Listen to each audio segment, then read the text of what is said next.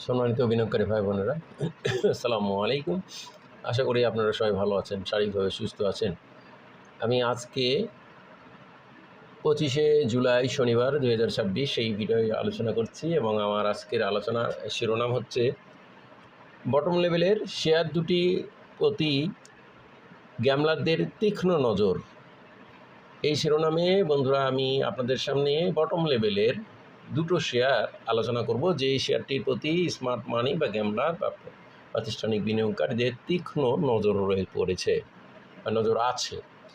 তেমন দুটি শেয়ার আমি আপনাদের সামনে আলোচনা করব। আপনারা জানেন আমার আলোচনা কিন্তু অনেক শেয়ারই অনেক ভালো অবস্থানে হয়েছে। সোনারগাঁ আপনারা দেখছেন রিসেন্ট টাইমে অনেকগুলো শেয়ার আলোচনা আপনারা দেখছেন ভালো অবস্থান। তার মধ্যে রিসেন্ট টাইমে আপনারা সোনারগাঁ দেখছেন, আর ইএসএল দেখছেন, আপনারা আরও তমিজ দেখছেন, এরপর সার্ফ ইন্ডাস্ট্রিজ এটাও দেখছেন, এই সার্ফ ইন্ডাস্ট্রিজ এটাও দেখছেন, যেটা আমি 22 লেভেল থেকে আপনাদের জন্য আলোচনা করেছি গ্রুপভাবে এবং নির্দিষ্টভাবেও। তো আমি আজকে যে দুটো আলোচনা করব এই দুটো আশা করি আপনারা ভবিষ্যতে দেখতে পাবেন কী অবস্থা হয়। তো আমি প্রথম যেটা আলোচনা করব ন্যাশনাল পলিমার। গত দিন আমরা শেয়ারটি 13,88,000 ভলিউমে 5 কোটি 2 লাখ টাকা শেয়ার ট্রানজ্যাকশন করে দিন শেষে 1 টাকা 50 কমে 35 টাকা 60 পয়সা ক্লোজ প্রাইস ছিল। ন্যাশনাল পলিমার এই শেয়ারটিতে গত 21শে জুলাই একটা বড় ধরনের কালেকশন হয়েছে 39 লাখ ভলিউম নিয়ে, ম্যাক্সিমাম ভলিউম দেখুন, এবং এই ভলিউম নিয়ে শেয়ারটি কিন্তু সেই দিন হল্টেড ছিল আমরা দেখছি। তারপর শেয়ারটি পরপর দুদিন মাইনাস হয়েছে। তো এরপর শেয়ারটি আশা করা যায় যেহেতু একরকম বটম লেভেলে আছে, খুব বেশি হাই রেট নাই, 32 রেট এভারেজ। তো এই লেভেল থেকে একটা যেহেতু শক্ত স্মার্ট মানি এখানে পার্টিসিপেশন হয়েছে, আমরা দেখালাম এখানে একটা শক্ত স্মার্ট মানি অনেক দিন পর পার্টিসিপেট করছে, সুতরাং এটা অযথায় নয় এবং সেদিন হল্টেড ছিল, এখানে বড় কালেকশন হয়েছে বিদায় কিন্তু শেয়ারটা এই অবস্থানে ছিল।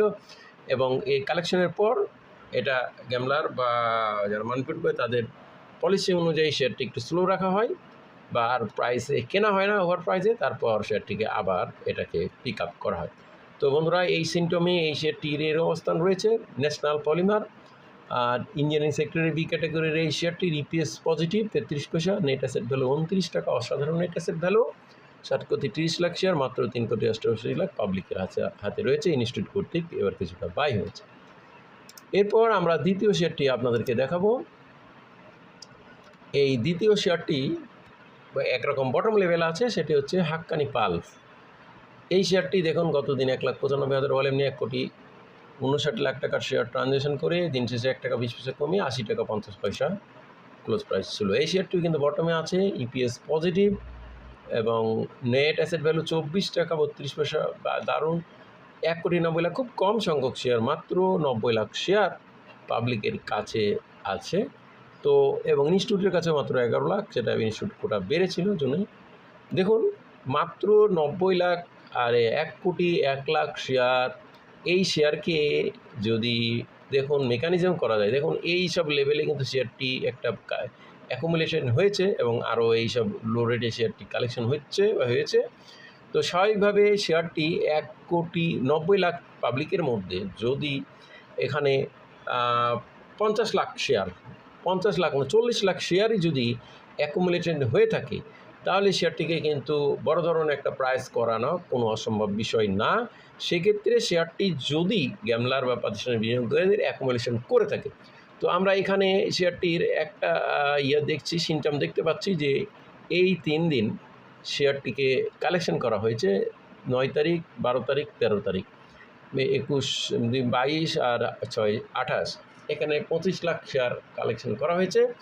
এবং এরপর যেহেতু এটি স্লো হয়েছে এইদিকে 7 লাখ 4 লাখ, এইখানকার মধ্যে যদি 20 lakh, that means 45 lakh share collection হয়ে থাকে, তাহলে আমি মনে করি শেয়ারটি ডাই হয়ে গেছে। এবং এত কম সংখ্যক শেয়ারটিরকে প্রাইস করানো খুব কম টাকার ব্যাপার। দেখুন যদি 50 লাখ শেয়ার আমরা ধরি, তাহলে 40 কোটি টাকায় মাত্র শেয়ারটিকে কিন্তু ইচ্ছামতো তাদের প্রাইস অ্যাপ করা অসম্ভব বা প্রাইসিং করা অসম্ভব কিছু না।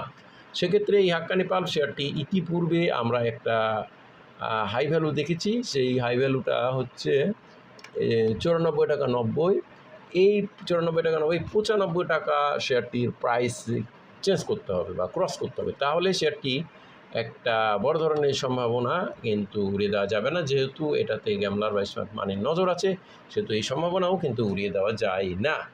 তো বন্ধুরা, আমি আজকে যে দুটো শেয়ার নিয়ে আলোচনা করলাম, এই দুটো শেয়ার আমি অলরেডি আপনাদের সঙ্গে আলোচনা করেছি এবং করছি, চলমান আছে। তো বন্ধুরা, আমার এই আলোচনা কাউকে বাই বা সেল করা, প্রমোট করা উৎসাহিত প্রলুব্ধ বা নিঃসারিত করার উদ্দেশ্য নয়, শুধুমাত্র শেয়ারগুলোর অবস্থান জানানো বোঝানো, ধারাবাহিক আলোচনার অংশ হিসেবে আলোচনা। এই আলোচনা থেকে বাই সেল করবেন না, নিজে জেনে বুঝে নিজ দায়িত্বে নিজ সিদ্ধান্ত নেবেন। আজকে এই বন্ধু হয়ে ভালো থাকুন। আসসালামু আলাইকুম।